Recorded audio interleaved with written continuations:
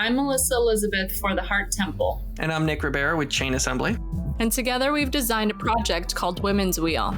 It's based on the philosophy of women evolving with the seasons. And new modern archetypes that exist within those seasons. This new way of thinking is presented in a core set with many items and activities designed to further understanding between you and the women around you. Much more than self-help, these tools are for one or more participants in a community growing setting. Learn more about the Women's Wheel core set and its development at www.womenswheel.co.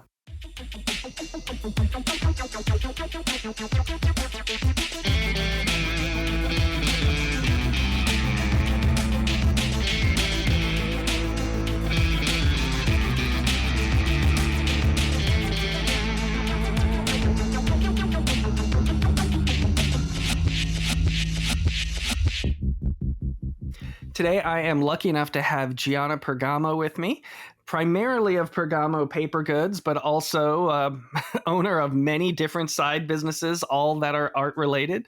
Gianna was, I guess you could say, a mentor for me early on as far as figuring out how to pay sales tax and business fees and licensing and all that stuff. Gianna really has this nailed down to a science, and she's a pretty good inspiration. So I'm lucky to have you. Thank you, Gianna. That's very sweet. Thanks, Nick. I am the owner of Pergamo Paper Goods, which is a gift company based on my art. I say it's vintage-inspired art for animal lovers. And I make these mixed media collages that I turn into prints, cards, stickers, magnets, ornaments, earrings, etc. And then I co-own Toad Hill Farm with my partner, Dan. And then I'm starting some other stuff that's like, it's still a little under wraps, but I am working on some other projects. And I am local to St. Pete. My studio is in Pinellas Park, and studio's at 5663. Great. Well, thank you for taking the time to talk to me.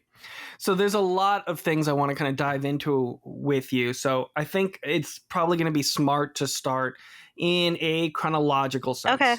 So you started off in art school, and about how long after graduating from art school, college, did you decide to start a business, or did that happen while you were in college?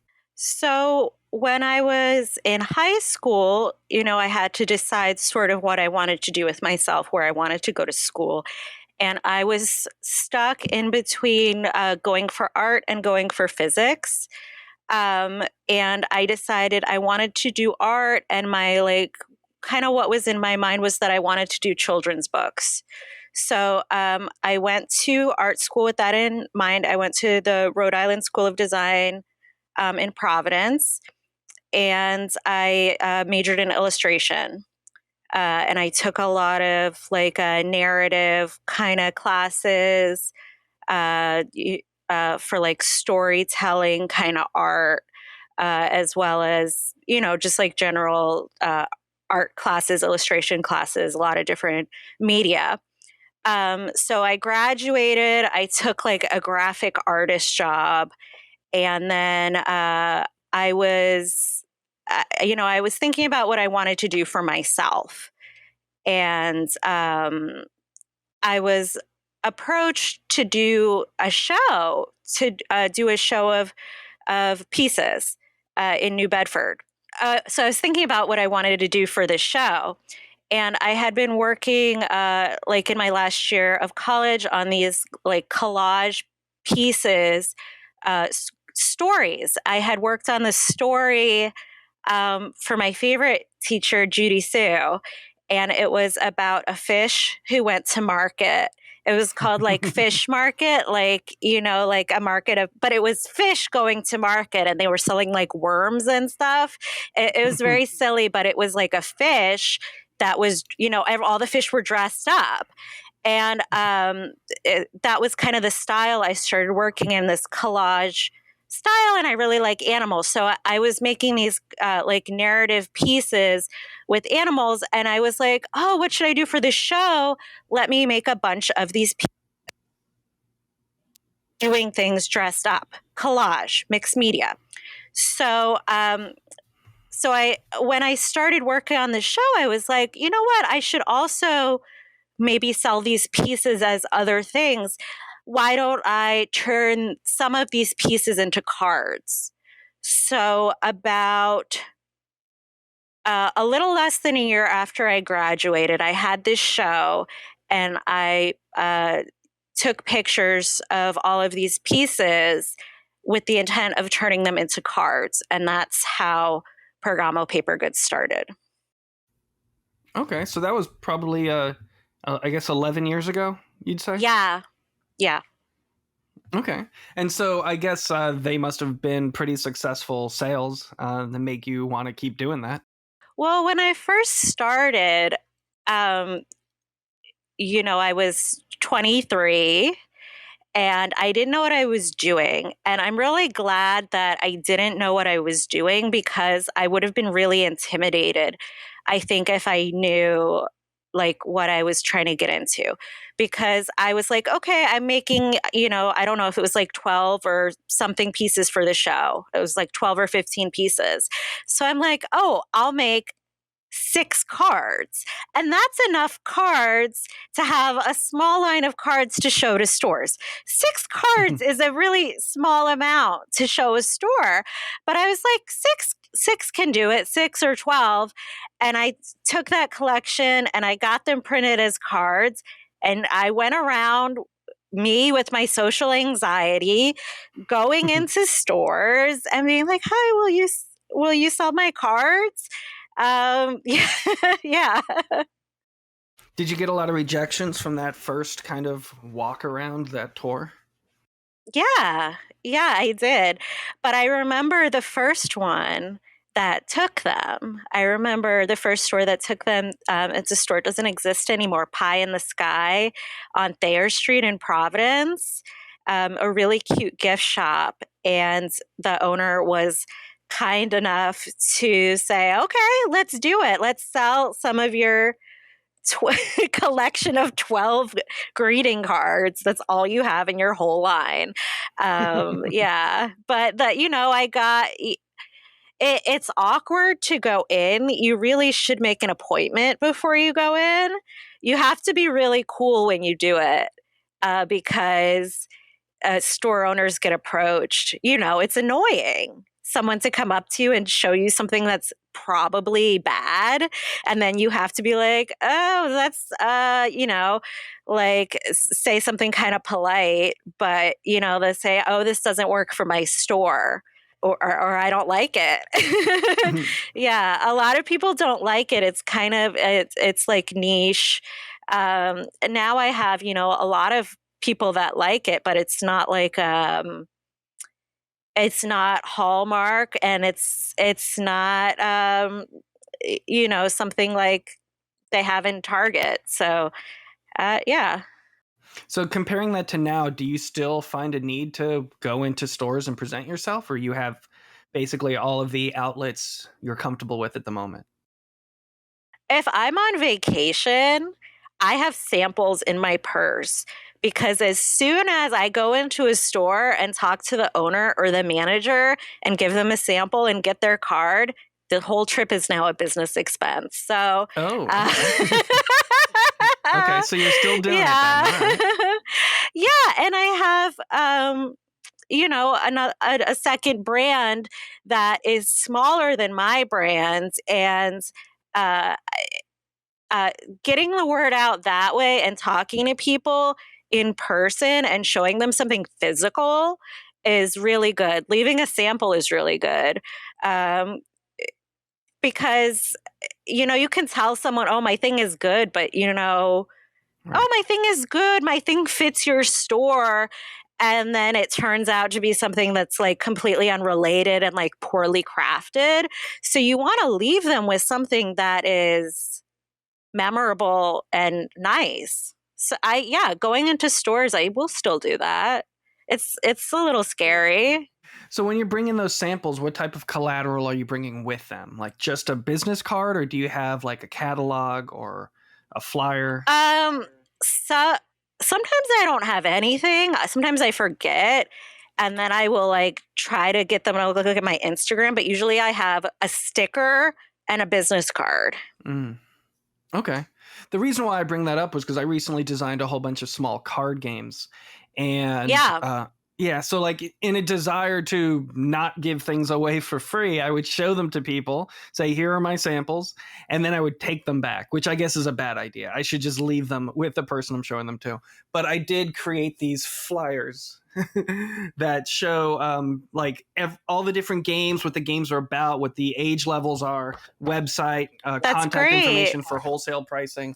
And those, I only recently got those made, but they've done really well at markets because a lot of people have come up to me and said like, oh, I have a friend who has a game store, or I have a friend who's got a store that these would go well with, and I hand them the flyer. And it's also really tedious to explain to someone the 10 different games that are all very different. So I can just say like, this flyer explains them all. Let me know if you have further questions on any one of them.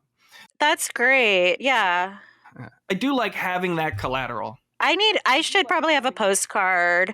I should do a postcard that has some more information on it.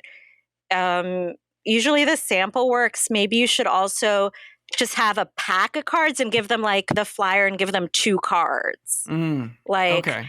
Like one of the ones with the best illustration on it. Yeah. You know, something really eye-catching. So they can feel it. No, that's a good point. Yeah. The quality is important for sure. Very important. When you, I guess when you're 11 years ago, when you're starting this process of approaching stores and doing it now, do you always go in with an example or a set idea of how the remuneration for your products is going to work? They're going to buy it. What do you mean, Nick? I mean, sorry, like wholesale versus consignment versus like minimum order quantities? Or you're open to all of it? Wholesale always, except a couple of local cases where I personally know the store owner. Okay. And have a relationship with them, because you have no idea what people will do. But yes, I have all of that. I have $150 minimum. I have set minimums per product design and like product type and case quantities and everything. Yes. Okay. How did you come up with the 150? Was that a number you just decided on and it's stuck with ever since, or has it changed over time? 150 seems about right for opening order, and then 100 for reorder. Unless it's like a special case, someone messages me, they need to add something on or whatever. But I mostly sell to smaller establishments, like cute little gift shops, kind of places. And I feel like 150 is like the sweet spot. I want it to be affordable for them. Like you can't have it be too much inaccessible, but for a store to really sell your stuff, they have to have a decent sampling of your work, like a little collection. Otherwise, what's the point? You know, I'm not going to do a $25 order. That's ridiculous. Right. Do you provide them any type of other like shelf hangers or advertisement for your brand, or is it just the material? So it's mostly just the product. A lot of the products like sticker. Okay, honestly, I want to start making some sticker displays because I have the capacity to make those, and I think it would be a good idea. But stores who already sell stickers usually have a sticker display. They'll have a greeting card display. They'll have where they put their art prints. My ornaments, I don't sell packet. I also don't really like a lot of packaging. I try to be like eco-friendly. So like an ornament, they get it on the string and it has a little tag, and you know they can stick the price on the tag or on the back of the ornament. But that ornament has got to hang on a tree or on a hook. Yeah, so I don't really provide that much stuff with it. Maybe I should a little bit, but yeah. Some places like Florida Craft Art, when you check out from them, they give you a little handout on the artist, which is pretty nice. Hmm. I like when stores do that. They give a little bio. Wow, that's a good idea. I like the stores that I'm in. I don't think any of them do that.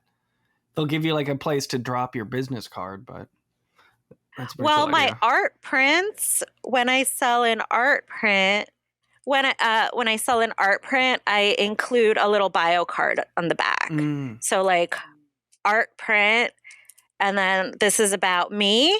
So they do have that. It says like how I make the piece, where I'm from, blah blah blah. So that that's a little something. I do slip my business cards into all my prints packaging, but I don't really do the bio. Maybe I should. Well, I guess the difference in that is with me, I don't ever want to present myself as an individual. I always want to present Chain Assembly as an organization. So I guess that's probably one of the reasons why I'm not interested in a bio. But that could also just Is be that me being not because very self-confident. So you want to hire other people to work under your brand? so that's it. Ultimately, I always like to try to imagine Chain Assembly being kind of like Mondo Publishing, where I don't know Mondo Publishing. So Mondo just started as a guy who would make alternate movie posters at the Alamo Draft House in Austin, Texas. And so like whenever they'd be showing an old movie, he would just do like a custom movie poster. Then companies started reaching out to him to do like, hey, can you do this limited edition cover for our album, for our band? Can you do an alternate poster for this A24 movie coming out? And then eventually they hired other illustrators to take on more work. So that's kind of inadvertently what I've been modeling the business after. I like to make it seem like there's multiple people involved and then also have the freedom to bring in multiple people if needed. I see that. Yeah. A sticker company that I follow, Turtle Soup, does the same thing. I believe it was originally started by a husband and wife team, and but they've brought on other illustrators. So yeah, that makes sense. So looking at your businesses specifically, like Pergamo Paper Goods wouldn't really make sense to do that because it's named after you as an individual. So it makes sense that you would always be advertising yourself as the creator of those items.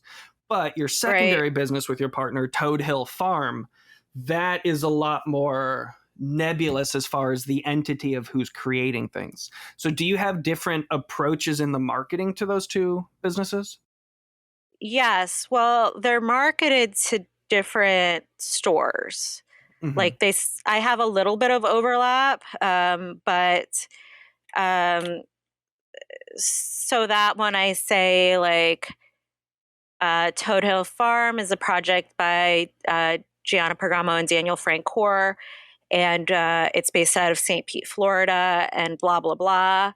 Um, right now, I mean, if it it's run by Gianna Pergamo and Daniel Francoeur. Uh, Chain Assembly is run by Nicholas Mm-hmm. Ribera out of St. Pete, Florida. You could put. And then as other illustrators join, you can say, and this piece is illustrated by Right. whatever. Yeah, like just like just a tiny bit of something. Nicholas is something nice Mhm. about you, something personal. He's a community builder in the art with artists, and he likes ice cream. I don't know, like something. Yeah. Yeah, on all my stuff, I say, I'm the artist, Gianna Pergamo, artist and animal lover. Okay. That's me. All right. So you find then that adding that little bio really ultimately helps with brand building and sales down the road. I I think creating relationships helps. Uh, I want to create a relationship because I'm working mostly. I do wholesale. I also do retail, but if I can build a relationship with the store owner that's beneficial to me and to them, if they know who I am and I know who they are, uh, it helps.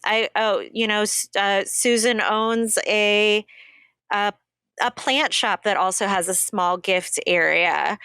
And I know whatever she likes. I can suggest certain products. She can ask me for certain things, and it's mutually beneficial. Now, with Toad Hill Farm, is that organized as a separate LLC, or is that like a DBA under Pergamo Paper Goods? It's a separate LLC because it's with another. It's with another person, so it's separate. Right. Yeah. See, I guess you have to keep all that. It Yeah. probably doesn't really need to be, but me and Dan aren't married yet, so um, it it kind of organizes things a little better. Well, Dan, if you're listening, notice Gianna said yet. So. Yeah. uh, so with those businesses, I know you do a ton of sales from Etsy specifically. What percentage of, say, looking at Gianna or at Pergamo Paper Goods, what percentage of your sales would you say are from Etsy? So I would say 90% of my sales are wholesale, Okay. and maybe 10% is retail on Etsy and on my website. Was that chunk bigger before Etsy forced everyone to do free shipping on everything? No, Okay. So Etsy was always a small part of Pergamo Paper Goods. wholesale was always my intention. Okay. There was a while where there was a good while where retail was bigger, but it wasn't on Etsy. It was doing markets. But I don't do markets anymore. I'll do a couple of markets now. But there was a while where almost all my income was just markets, weekend after weekend. Yeah. I remember having that conversation with you a few years ago. I feel like I've slowly slipped into that region too of my career where the Mm-hmm. value of markets has dwindled to a point where you can be way more judicious on which ones you do. And that is Yeah. such a relief to be in that phase.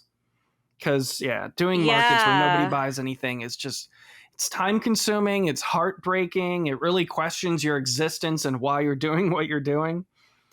Also, we're in Florida. It's hot. It's taxing on your body. If you're outside doing an event, even if it's a 4 or 5 hour event, you're wiped for the rest of the day. You're done. So, talking about the items that you are making and wholesaling, which of those are you able to do yourself and control the manufacture of, and which of those are you outsourcing? I outsource a good chunk of it. So prints and cards are done by a local printer. Stickers are done by a small company in Idaho that I've been working with for a couple of years. They are really great, husband and wife team. Um, I love their quality and like great customer service.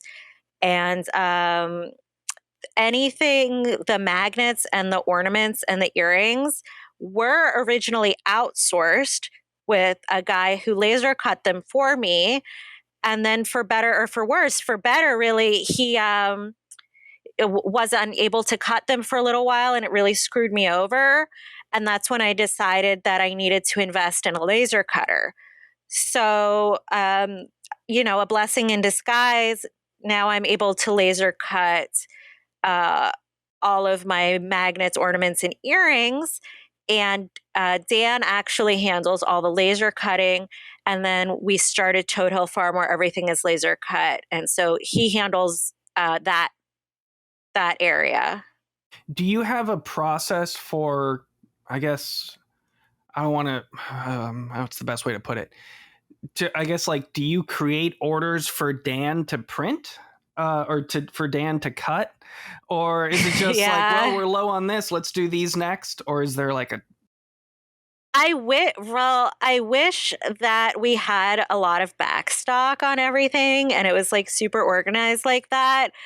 But for a couple of reasons, we have not been able to achieve that yet. Actually, we needed to buy a part for the laser cutter this month. And that was so stressful because, production shut down for a little while and we were behind for like a couple weeks. Oh my God. But so now I have like a system where any order I get that has magnets or ornaments in it, I double print it and give him a copy. Mm. And I change the due date so he thinks it's due earlier than it is, and to give myself a couple extra days. And that's our organizational system right now. So he has a stack of orders that he goes through and he'll cut me, 6 cats, 3 pigs, blah blah blah, and then sometimes he'll glue everything for me as well, and then sometimes he'll even pack it for me too, which is a bonus, because I don't have an assistant right now. So yeah. So generally then, with the setup you have for Toad Hill Farm, you are doing more or less the customer service order processing part and he's doing the manufacturing part? Yeah. Okay.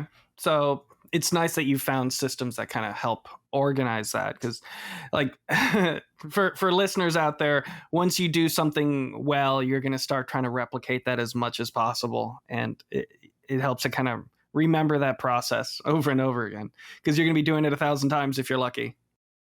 I think this system is working. We've tried other systems, and this system seems to be working better. We might change it. And then hopefully once we're caught up, we will start building backstock again. Because it's stressful not having backstock. Oh, yeah, I'm sure.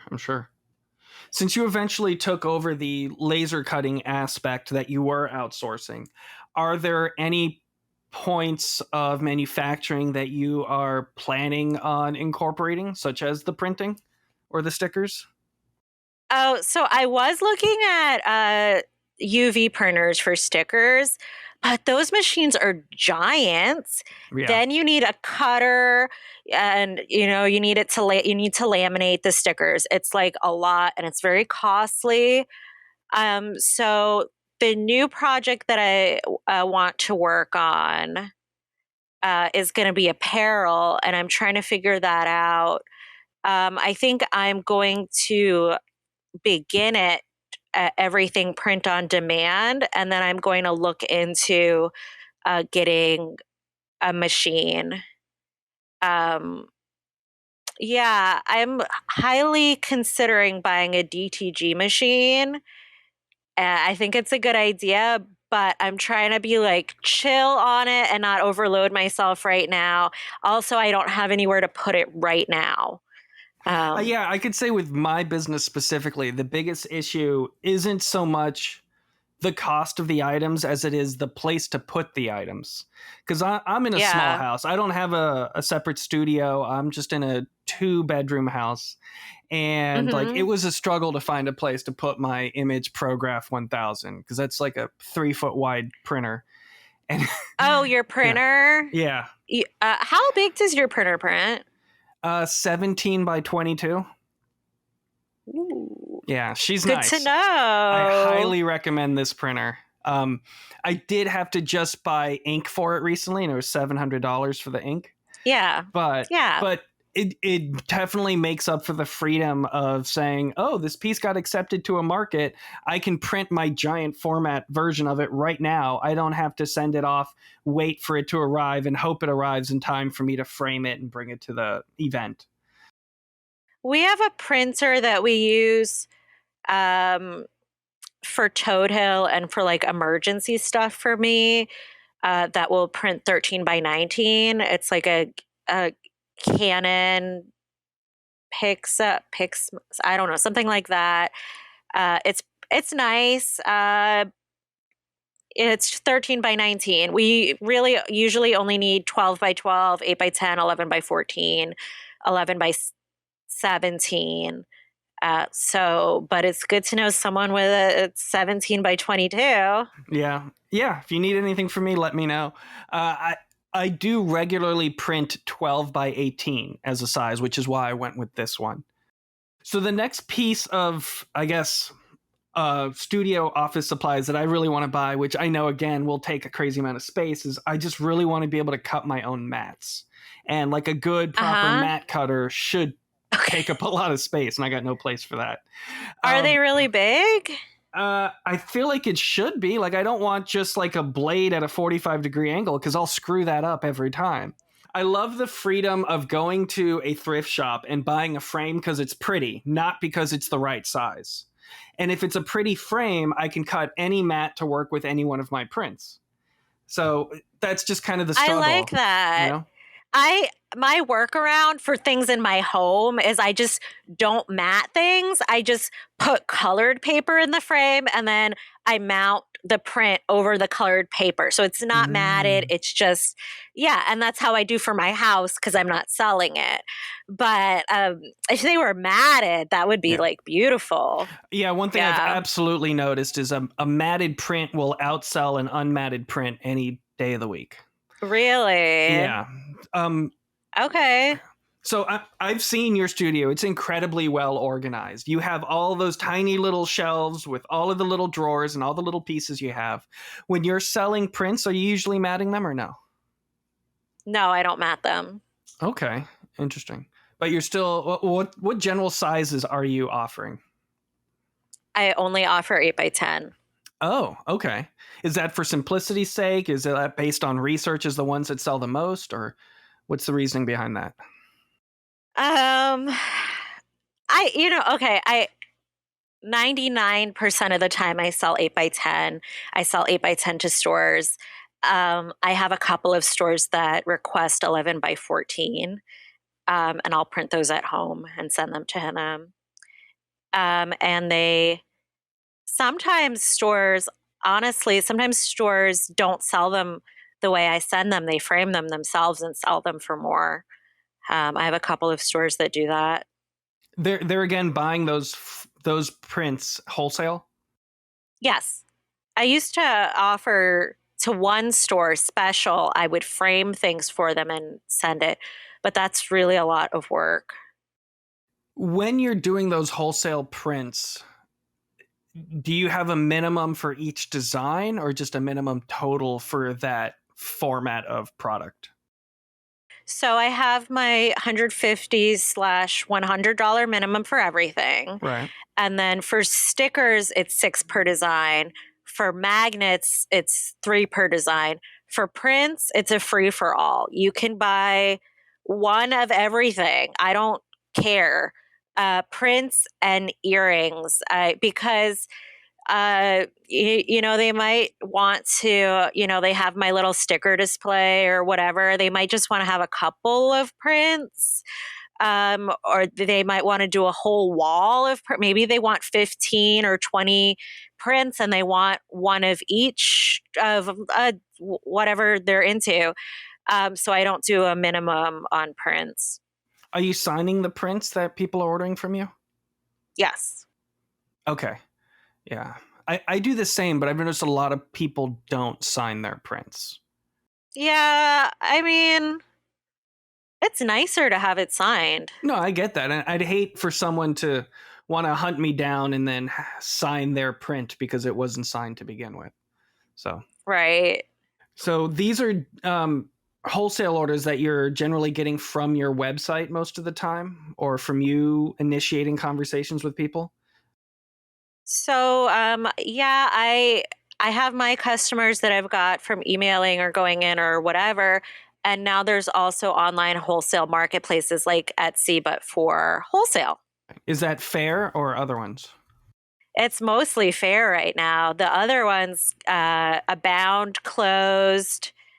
There were the Etsy wholesale existed for like half a minute. It's mostly fair right now. There's also Indie Me, which I tried out, but I couldn't really figure out because it was the back ends was extremely difficult, and I couldn't get it set up.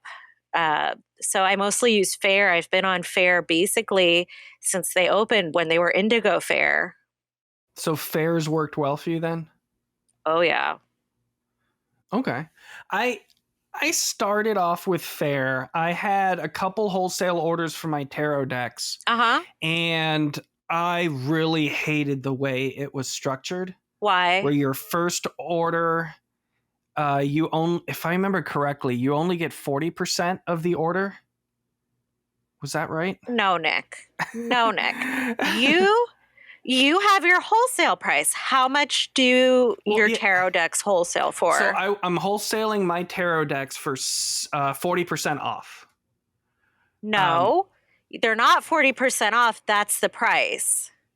Don't think about it that way. That's what's getting you stuck. No, my art print costs $18, right? No, Right. I understand what you're saying, but I think the way you're structuring it is gonna annoy you and make you not want to do wholesale.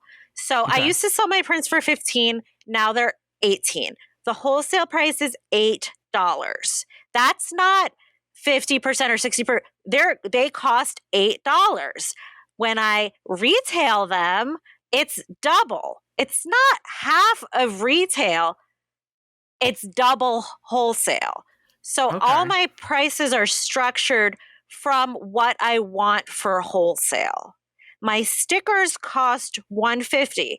That's not half of $3. $3 is double $150. Do you understand the way I'm? Yeah, so you're prioritizing the wholesale price over the retail price.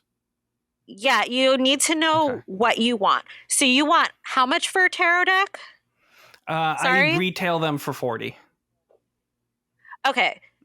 So you retail them for 40, you wholesale them for 20 is what 20? I have been. Yeah. Okay. So Fair takes a cut. Fair Right. they changed their pricing structure a little bit recently. So I was grandfathered in for a while to this old structure where everything was 18%. Now it's 15%, unless it's a direct customer that you got, which is 0%. It's 15%. And then on the first order, it's an additional $10. So if your minimum is 10 tarot decks, $200, they're going to take 15% of 200, 30? Yeah. Is that 30?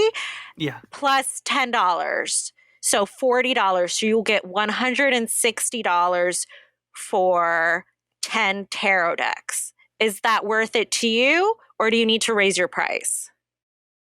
That is worth it to me. But okay. From what I recall when I was on Fair, my first order ended up being at cost because of whatever fees they took off of it. And they said that anytime there's a reorder from that same customer, the fees wouldn't be as bad. And I thought that just didn't make sense to me. I still get wholesale orders on my own without needing Fair. Yeah. Good. And those are almost always from just people finding me and messaging me on WhatsApp, because it's a lot of like places in Hong Kong, Thailand, etc., who just want me to ship stuff to them directly.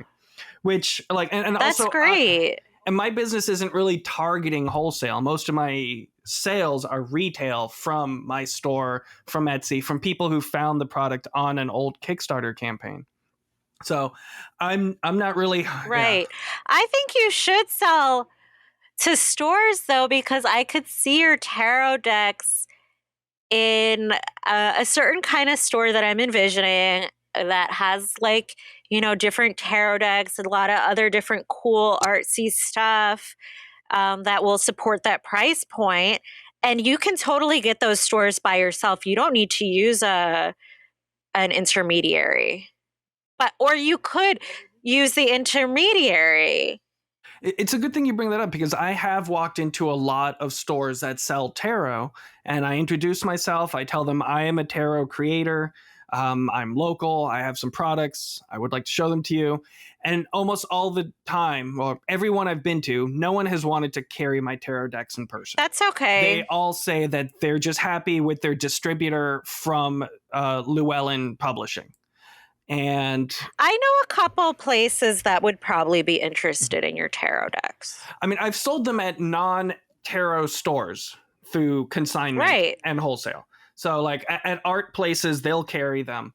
But places that Right. specifically do tarot and metaphysical and crystal stuff, no, they're just looking for the cheapest thing possible from their existing distribution partners.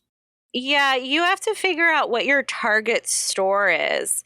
And it's not that. It's a higher end store that also sells art, that might also sell oddities, that might also sell vintage.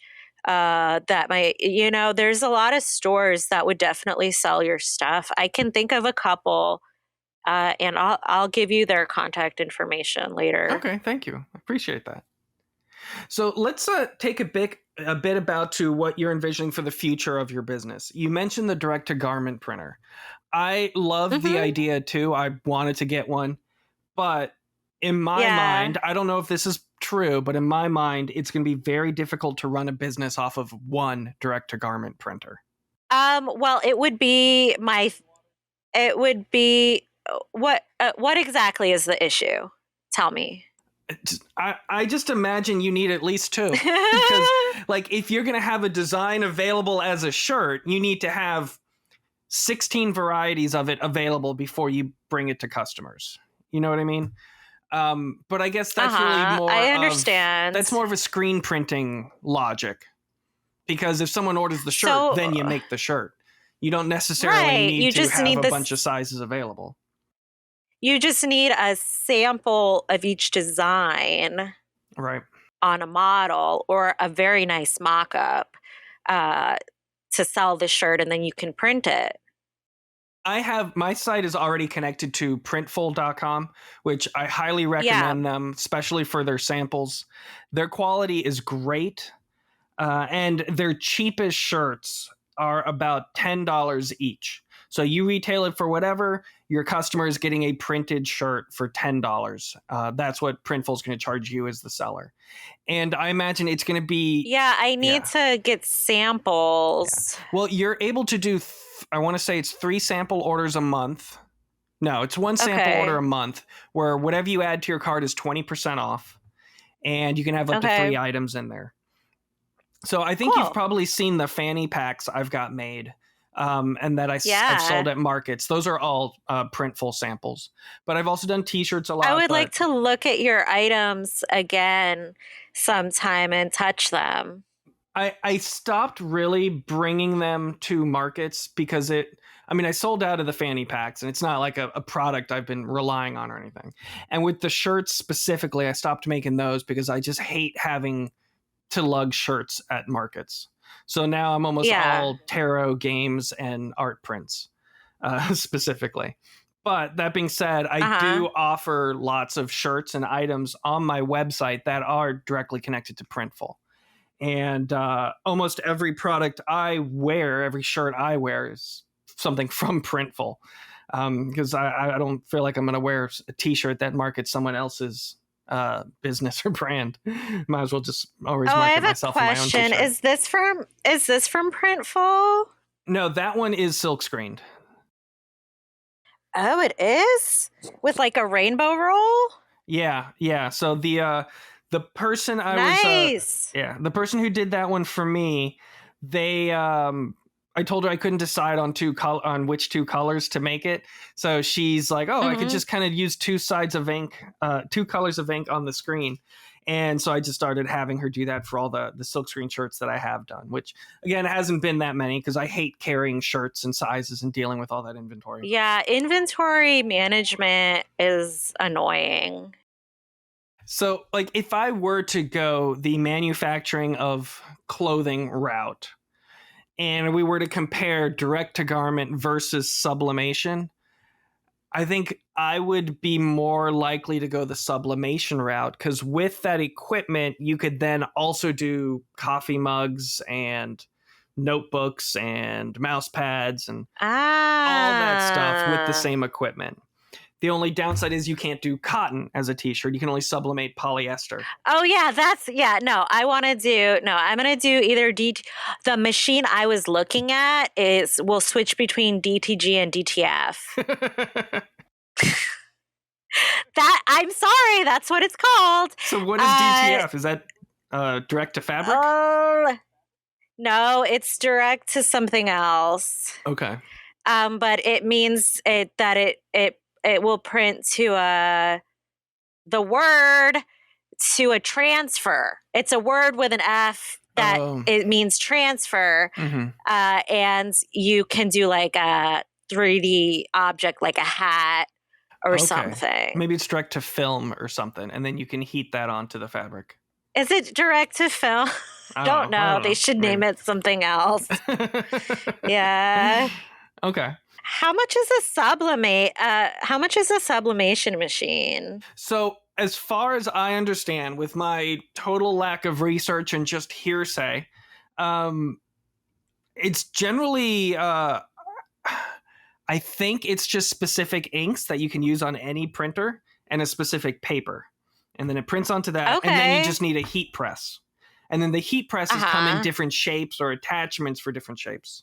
Or an oven. I think you need to do pressure and heat, so the oven would be difficult. Oh, okay. I worked at a print shop that did mostly silkscreen, and they mostly did like mugs and cups and stuff. So I like kind of know what that looks like. We didn't really do that much sublimation. Sure.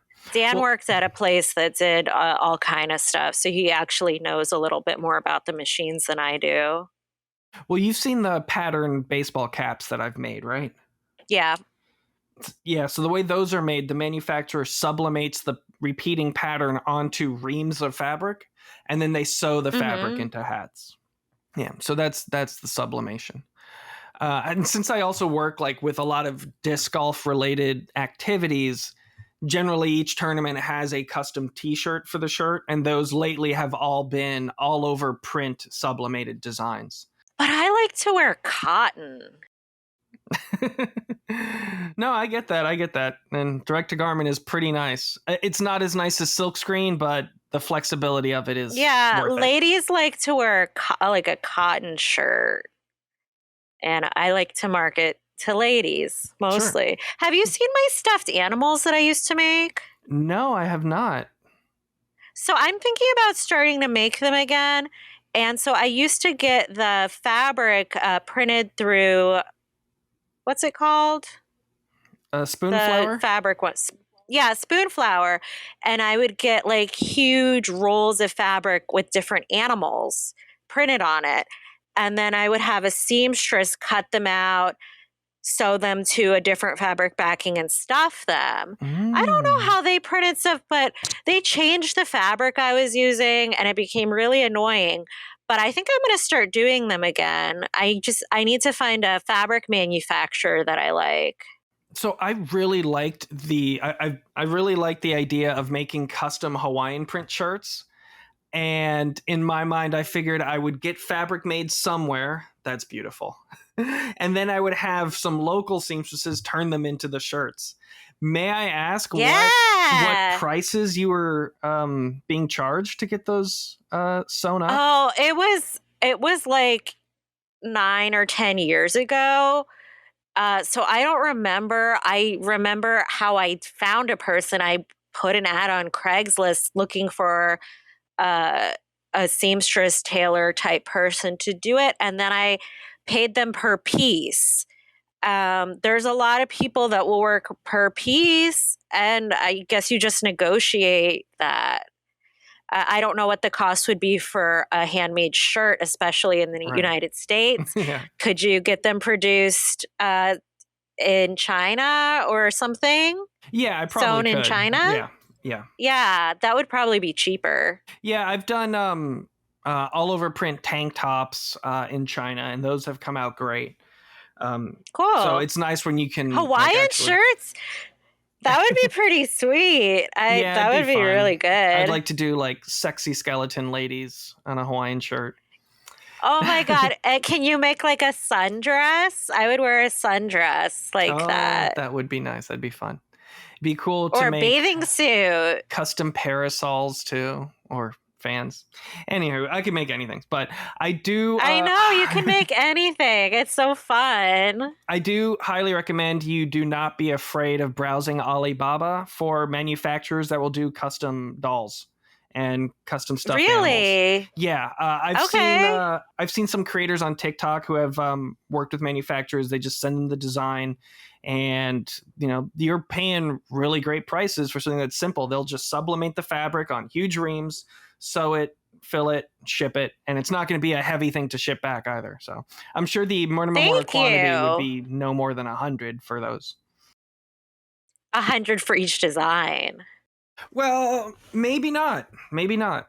Because if, Right, and we could maybe yeah. do 50 each of 10 designs or something. Yeah, I'll look into it. That's a really good idea. Thank you. Yeah, when I got skateboard decks done, the minimum order was 20, but 10 per design. So that was very easy to justify for Ah, me. okay. Yeah, that's a good idea. And then I just pay for samples and whatever. Uh, I love it. 2024 are bringing back the stuffed, I call them stuffed critters. Yeah. So And I'm sure cool. it'd be easy since your art often features characters that people have fallen in love with. It wouldn't be hard to translate an order from, you know, greeting cards to prints to now they're buying a physical doll. Yeah. Yeah. So, in hindsight, or maybe on purpose, is there anyone whose business you've been modeling your business after?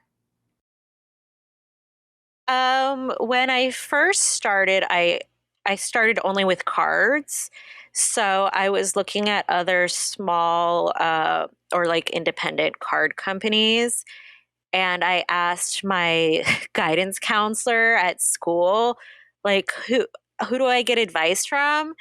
And I think he recommended an alumni that had a small like card business that was doing well. So the first person I talked to, I forget her first name, but of Two Trick Pony is a card company, and I just sent them an email and I said like I'm trying to start this thing and like can I ask you a couple questions? And so gracious, like answered my questions. Sometimes people are just so kind. So that was one. I like got a book about uh, doing wholesale greeting cards, and that helped me figure out how to like organize stuff. And then after that, it's really funny because I did cards and I like didn't want to do art prints because I didn't understand art prints and that someone would want to buy an art print because I only want to touch original things, but other people don't care, or you can't always afford a painting. I know, like I can't just drop $300 on everything that I love, $300, $1,500, So that's when I started doing the art prints. It took me such a long time to figure out, oh, I can do art prints and people will buy them. Yeah, I did cards and I did art prints. Then I added the stuffed critters. Then I stopped doing the stuffed critters. Then I started doing stickers. Then I started doing earrings, magnets, and ornaments. You're still generally keeping everything within the same theme, same art style, and generally keeping it as paper goods. So Yeah. when it came to did you trademark your Pergamo paper goods name? No. Well, I Should I? so I took a class last year called Co-Starters, which was like this 10-week course. I also took Okay. co-starters, but Yeah. So one of the I don't know about that. yeah, I don't know how useful it was, but it did make me feel comfortable with trademarking. That being said, when you are trademarking, you have to choose what category to do it under, and if you do multiple categories, you have to pay the fee for each category. But I What's the point of trademarking my name that's already registered as a business that no one can take in Florida? You think someone else is going to try to start Pergamo paper goods or use my name? That would be very weird. well, I think now don't quote me. I'm not a trademark lawyer, but if someone tries to sell bootlegs of your art, you have the Mhm. trademark because it was made under Pergamo paper goods. And then you could Okay, I'll take look legal into action it. against them. But so when I was choosing Okay. what category to trademark my business under, I did printing because that allows for adult coloring books, children coloring books, art prints, G-clay prints, hats, Oh, the posters. coloring books. I love your coloring books. Thank you. Thank I you. want to do a coloring book. Oh, okay. Well, I highly recommend using Yeah. Mixam as the printer. They also made my flyers and they've made my last few Say coloring that books. again. Mixam is Mixam. It's an American company, Thank very you. cheap, very great pricing. Great. Then they do other small books. I can do Yeah. just small books through them. Yeah, they could do They do art full books. color too. Yep. They do Cool. tons of stuff. So, and they have a dynamic pricing calculator on their website, so it's not like you have to talk to someone to get a quote. Okay, cool. I like that. So, aside from looking into printing apparel yourself, what's next for Pergamo Paper Goods?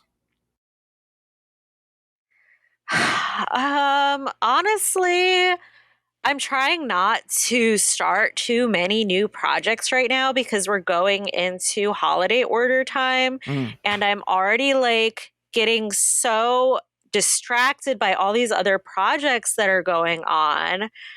I feel like Pergamo paper goods, maybe I'll add some new types of products. That's like kind of percolating. I've been doing like a lot of personal kind of projects that are also art related at the studio. We restarted our queer social, our monthly queer social. That's really fun. We do like a craft project at the studios. I'm meeting a lot of nice people that way. Um, I'm just like lately, I'm just in a super collaboration mode. Um, doing like projects with other people personally, and I'm finding it really fulfilling. That's fun. Now, I do Yeah. want to ask you specifically about having like a public studio space at the studios at 5663. Do you Yeah. find that when you have your monthly art walks, that it's valuable sales wise enough for you to actually be there on those evenings? Yeah. Well, so we had Art Walk last night and it was so lovely. So many people came to visit me that I know. And then some people came to visit me that I don't know, but who know me. So I had some friends and other artists come visit, and I was able to show them what I was working on. And then they had ideas, and like, it was very inspiring, as well as being in my studio space for so long. I've been in it for 5 years. People know that I'm here. So people will so there's a lot of people that like see the event on Facebook and they just like wander in and looking like, oh, what do you have? And maybe they'll buy a couple things, but really more valuable are the people that know that I'm here and that are coming to see me specifically. There was a man and his daughter who came last night that was like, oh my God, I bought a couple pairs of your earrings for my wife at an event a couple years ago, and I want to surprise her with some new earrings. So like he came, like he wanted my stuff. I pulled out all the earrings and we picked out a bunch of new earrings for his wife. And then like people come, they talk to me, you know, at a market, people come and talk to you. Maybe you never see them again. People come and talk to me. They're thinking about, they want to buy a piece. They're thinking about which piece they want to buy. And then 2, 3, 4 times later, they'll buy an original or they'll buy 4 framed prints. Also, I just meet a lot of nice people. And it's nice to be able to share my art and like kind of get feedback. Also, I never see children. And so when children come into my studio, and look at my work, and because I still want to do children's books one day. So when children come in and look at my work, if it makes them excited, I get all excited. So they come in and they're like, cat mermaid, whatever. And then I'm like, which ones do you like? And like, they give very honest feedback. A 4-year-old is going to tell you, I like the horse. That cat is freaky. Like, I don't like that one. So you're like, okay, thank you. That cat is freaky. So just having that kind of stuff. Also, the immense value of the studio for me. So I have my space that I can work in that's not my home. So it's not distracting for me cleaning, cooking, dogs, whatever. So I come here, even if I don't work, it kind of puts me in the right headspace. But my studio, honestly, I think I have the best studio in the world because the people in my studio are incredibly nice and collaborative. And I've gotten to know a couple of them very well, and we work on projects together. I can be working on a painting and completely stuck. I go bring it over to John's studio, and he's like, do this to it. And I'm like, oh my God, just do this to it. It's really great. I love it here. So it does seem like you do get a pretty good amount of value out of having that studio. I love my studio. Like, I love the idea of having a studio too, separate from home. But in my case, I already work from home as my day job. So I'm just so comfortable to just turning my head 5 degrees to the right to work on a digital project. Well, you already have an office. Yeah. So when I got this studio, we were in a very small 2-bedroom apartment. And we had the second bedroom cut in half. Half was for my studio, half was for Dan's projects, for his sculpture and for his music stuff. So it was so small. And so when I was ready to get a studio, I knew about this space, and when I got here, this room was open, the room with the windows, the best room. So I think it's meant to be. I got this space. Now we have a bigger space, but I still have my studio. Dan has a bigger studio where he has the laser cutter and he has like his workspace. There's not really room for me in the house unless I were to build another shed or something. It is really a wonderful gallery space that you and John and the others have all put together there. It's quite impressive. It's great, yeah. For anyone who wants to see your work, the best places to follow you are at pergamopapergoods.com or on your Linktree, which is linktr.ee/Pergamo Papergoods. You're also on Facebook, Instagram, TikTok, all those things as Pergamo Papergoods, I assume? Everything is Pergamo Papergoods except TikTok, which is just my name, Gianna Pergamo. Okay. And I'm like trying to work on TikTok, but it's hard. So that one, there's art, but it's also like a lot of videos of my dogs running around because they're incredibly cute.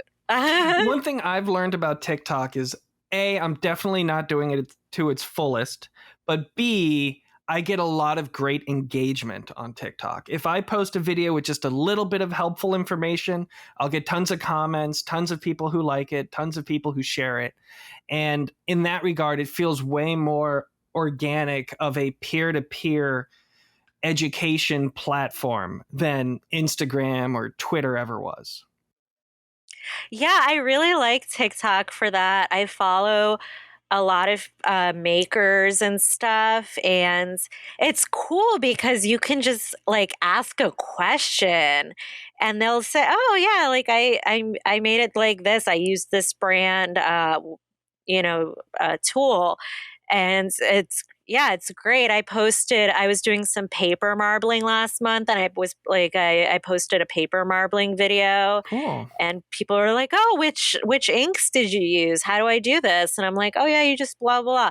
Yeah, it's cool. I like that. Also, TikTok Shop is kind of cool. I haven't I'm messed like with that at all. trying I'm a to. little scared of it, but have you worked with it? I integrated I transferred my Shopify site over to TikTok. They don't, I think they're going to have a connector soon. I had to use a third party thing to sync it. But I just imported every product in so that if I do a video about something, I can just tag the stuff. I just started doing it. My goal is to post on TikTok once a week. So I feel very happy with my 4 orders so far. It's a Wow. start. You have to start somewhere. So Well, that's 4 more I than think I've it's got cool. on TikTok. So, yeah. Yeah. Is your site through Shopify or is it through I'm Shopify. Squarespace? Yeah. Yeah, you can just import. I have to import things because I have over 400 products on my website. I'm not manually uploading stuff. Right. Okay, cool. Well, aside from Pergamo paper goods, are there any other manufacturers you work with that you want to shout out? So Pergamo paper goods, check out Toad Hill Farm. Sure. That is all like vintage imagery, antique imagery that we laser cut onto magnets, ornaments, and earrings, like cute stuff like vintage cats, typewriters and stuff. We have some really cool erotic images that you can get as an ornament. They're very racy. I think you'd like them, Nick. And what else? My new project. It has a silly name. It's called Tina's Closet, and it's one of my dogs, Nugget. We call her Nuggetina, so it's Tina's Closet. It's going to have a lot of rescue inspired apparel. That's what it's going to start with. So those 3 things, and then shout out Studios at 5663 in Pinellas Park. Come to our 4th Saturday block party, 4 to 9 p.m. every 4th Saturday. Awesome. Well, thank you so much, Gianna. Thank you for being an amazing font of knowledge. Thank you for being such a great coach for other artists. And thank you for braving the trails of being a functioning artist who is not afraid to merchandise. You make it easier for everyone else. Oh, thanks, Nick. Thank you, Gianna. I hope you have a great day. You too. Art for Profit's Sake is recorded through Riverside FM, distributed through Spotify for podcasters, and edited on Adobe Audition. The music is provided by Old Romans. If you learned anything useful or found this podcast helpful, please rate and review us 5 stars. If you want to learn more about me or my art, head over to chainassembly.com.